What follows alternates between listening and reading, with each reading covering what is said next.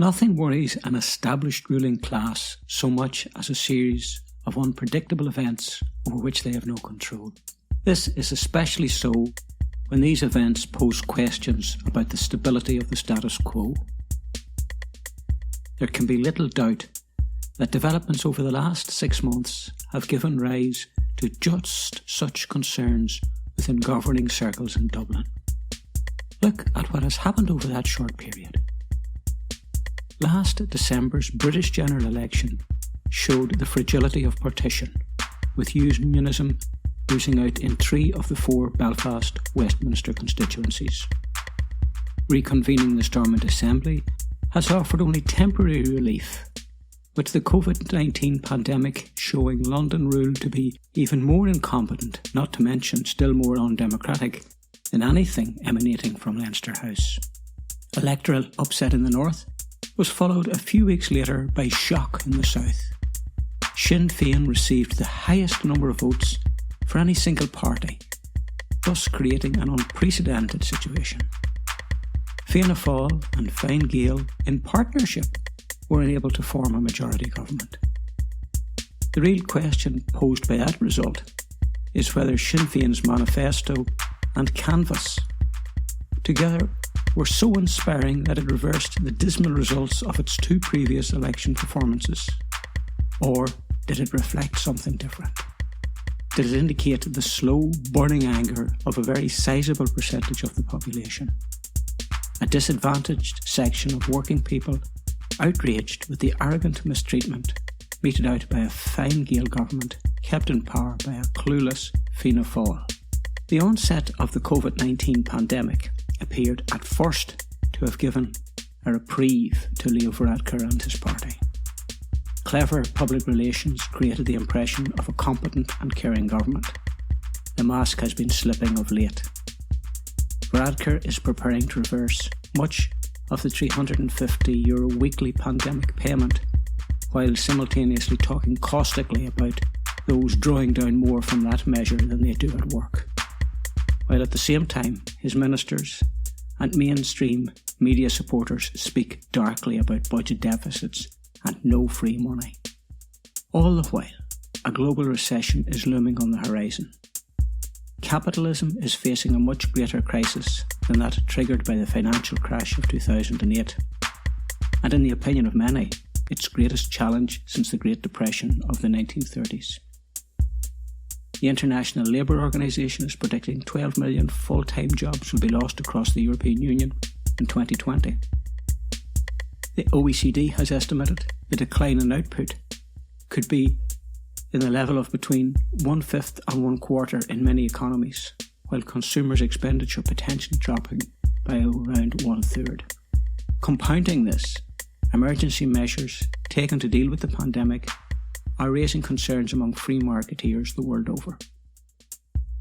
The Financial Times editorial of the 9th of May of this year reflected the fears of the ruling classes when it wrote that, short of a communist revolution, it would be hard to imagine governments intervening in private markets more deeply than has happened during the first months of the lockdown.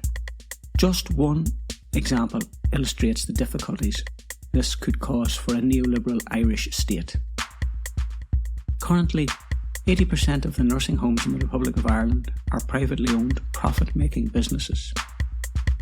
These institutions are now coming under intense scrutiny. Over 50% of COVID-19 related deaths in the 26 counties are associated with care homes, one of the highest mortality rates in the world. The obvious answer, to bring all health care under centralised state control, threatens this very nice little earner for the private sector. Moreover, since the situation vis-à-vis care homes in the north is a little different, this could well raise for a partitionist Dublin establishment the unwelcome spectre of demands for an effective All-Ireland health service free at the point of entry to all. Recognising what is at stake, several high-powered commentators, here and abroad, are advocating a Keynesian approach to deal with the anticipated recession. In reality, they are recognising the threat a second, more intensive round of austerity would pose for capitalism. However, this would be a difficult option for a Dublin government that doesn't control its own currency and adheres slavishly to EU regulations preventing state intervention. Moreover, even if the European Union were to temporarily ease back on neoliberalism, the Southern Irish bourgeoisie would be reluctant to adopt Keynesianism. Crude demand stimulation would inevitably lead to another uncontrollable speculative bubble. On the other hand, a more controlled investment programme might encourage demands for further widespread state intervention, something that could put us on that slippery slope towards socialism.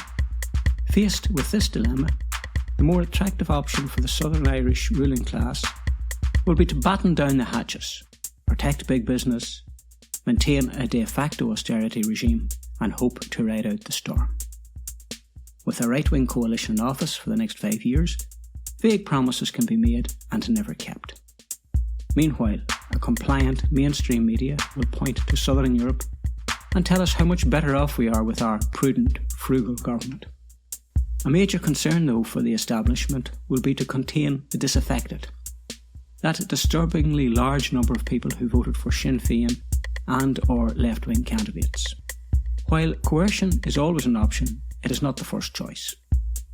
The more sophisticated strategy of shaping the opposition is favoured. It worked in Britain, and no doubt it will be tried here.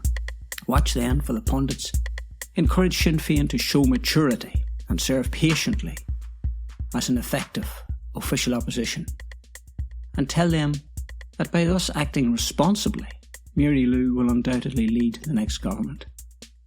Wait too for the modest concessions offered to so-called reasonable trade union leaders who recognise that we are all in this together and show commendable restraint for the good of the nation.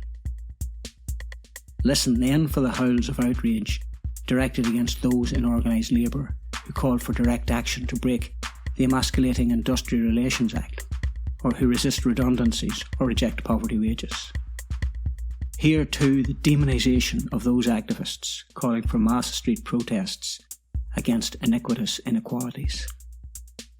Take time finally and consider whether capitalism deserves a 5-year respite and an extension to its tenure thereafter.